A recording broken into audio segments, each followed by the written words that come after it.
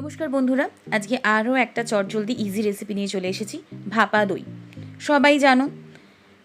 1 cup মাঝারি সাইজের টক দই নিয়েছি, জল ঝরানো টক দই, আর একটা ছোট কাপ ভর্তি কনডেন্স মিল্ক নিয়েছি। এটাকে ভালো করে সুন্দর করে কনডেন্স মিল্কটা দইয়ের সাথে মাখিয়ে দিতে হবে। জাস্ট মেক শিওর করবে দইয়ে যেন কোনো রকম জল না থাকে, জলটাকে পুরোপুরি ঝরিয়ে নেবে টক দইয়ে। ভালো করে মিক্স হয়ে গেলে ড্রাই ফ্রুটস তোমরা তোমাদের পছন্দ মতো ইউজ করতে পারো। আমি এখানে শুধুমাত্র ক্যাজু অ্যাভেলেবেল ছিল বলে ক্যাজু ইউজ করেছি, আদারওয়াইজ তোমরা তোমাদের মতো ইচ্ছে মতো ড্রাই ফ্রুটস ইউজ করতে পারো।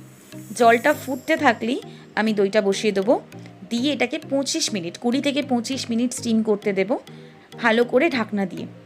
মাঝখানে কিন্তু খুলবো না, একেবারে 25 মিনিট পরে ফুল আছে এটা হবে, স্টিম হবে। 25 মিনিট পরে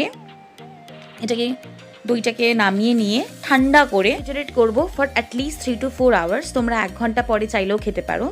নিজের মতো ইচ্ছে মতো ড্রাই ফ্রুটস দিয়ে সুন্দর করে গার্নিশ করে আরামসে just as a dessert, Bengali dessert যারা খুব পছন্দ করে, মিষ্টি দই যারা খুব পছন্দ করে, আই এম শিওর তারা এই ভাপা দইটাও খুব ভীষণ পছন্দ করবে। তোমরা একবার ট্রাই করে দেখো। আমিও চেষ্টা করেছি বানানোর, তাই তোমাদের সাথে শেয়ার করলাম। আশা করি তোমাদের আমার রেসিপিগুলো ভালো লাগছে। আমি সুন্দর করে মাঝখানে একটা রসগোল্লাও দিয়ে দিয়েছি, আমার কাছে অ্যাভেলেবেল ছিল, দিয়ে দিয়েছি। তোমরা চাইলে অপশনাল রাখতে পারো, অ্যাভয়েড করতে পারো, নিজেদের ইচ্ছা মতো ওটাকে সার্ভ করতে পারো।